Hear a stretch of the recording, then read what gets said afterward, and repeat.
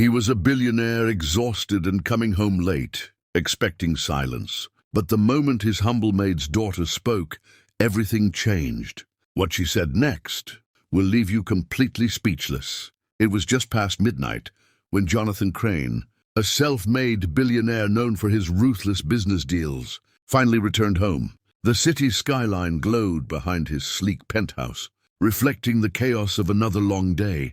He was exhausted, his sharp suit rumpled, and his mind racing with mergers and deadlines. All he wanted was silence, a quiet home, and maybe a glass of scotch. But as he stepped through the front door, he noticed the faint glow of light in the kitchen. That's when he saw Emily, the maid's teenage daughter, sitting at the table, quietly scribbling something in a notebook. Her small frame and focused expression seemed to calm the tension in the air. Jonathan's first instinct was irritation. Why was anyone awake at this hour? But something about her concentration made him pause. Curiosity, a rare visitor in his hectic life, stirred within him. Emily looked up as he entered, her eyes wide but calm, holding the notebook close to her chest. "Mr. Crane," she said softly, her voice steady but nervous. "I didn't mean to bother you." Jonathan cleared his throat, unsure whether to scold her or ask why she was up. She stood slowly, walking toward him with the confidence of someone older than her years. "It's about your company," she continued, her voice carrying a strange mixture of innocence and insight. "I know it sounds silly, but I had some ideas that might help you." Jonathan's eyebrows shot up. Ideas from a 15-year-old girl? He fought the urge to laugh, but something in her tone made him stop. She opened her notebook, revealing carefully written charts and sketches, full of suggestions about marketing, community outreach, and employee welfare. Jonathan studied them, incredulous.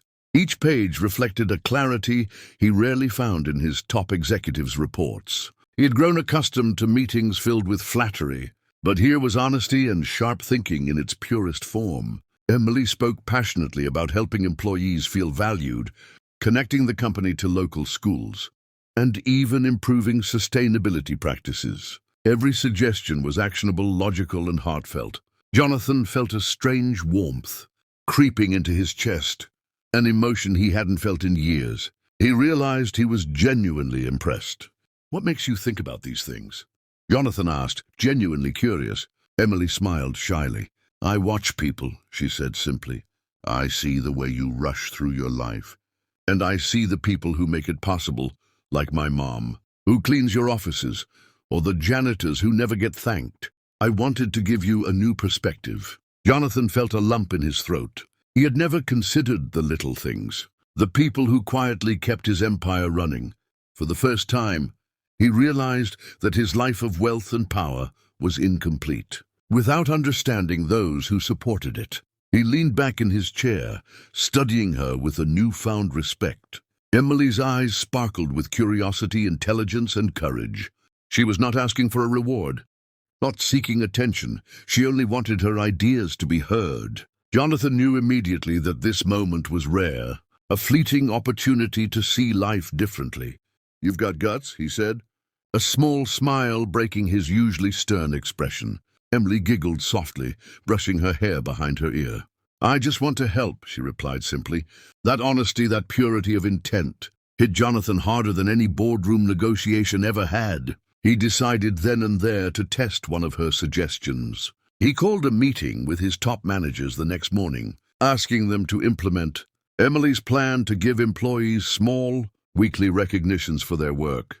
The staff responded with excitement, morale skyrocketed, and productivity improved in ways Jonathan hadn't anticipated.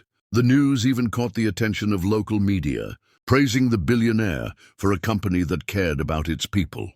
All the while, Emily remained in the background, quietly observing but glowing with pride. A simple idea had created a ripple effect across the entire corporation. Jonathan realized that wealth wasn't just about numbers or assets. It was about influence and the ability to touch lives. He often thought he was too busy for anyone, especially children. But Emily's courage reminded him of what truly mattered. She reminded him of his own forgotten values: empathy, humility, and respect for others. Jonathan began inviting Emily for occasional discussions on company strategy. intrigued by her fresh perspective. The girl who once cleaned floors and did homework at night had become a source of insight for one of the most powerful men in the city. Word of Emily's involvement spread quietly among the staff. The company culture shifted. Employees felt seen, valued, and respected.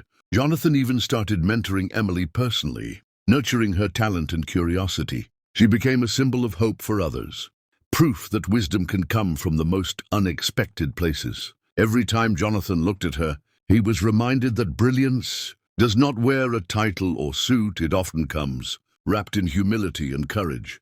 Months later, Jonathan's company experienced record growth, not just in profits but in goodwill. Emily's ideas had bridged the gap between leadership and staff, creating a workplace where everyone felt part of something meaningful. Jonathan, once a man driven solely by ambition, had learned to pause, listen, and value perspectives different from his own. The transformation in his life was undeniable, and he owed it all to the quiet, humble girl who dared to speak. One evening, Jonathan found Emily in the same kitchen, notebook in hand, eyes sparkling. "You've changed everything," he said softly. Emily shrugged, a small, knowing smile on her lips. "You just had to listen," she replied. Jonathan laughed, realizing how true that was. In a world full of chaos and wealth, the most powerful lesson came from a simple voice, a humble maid's daughter, who reminded a billionaire what truly mattered. And in that moment, Jonathan Crane felt a sense of gratitude, humility and joy he never thought possible. He had learned that sometimes the smallest voices carry the loudest truths.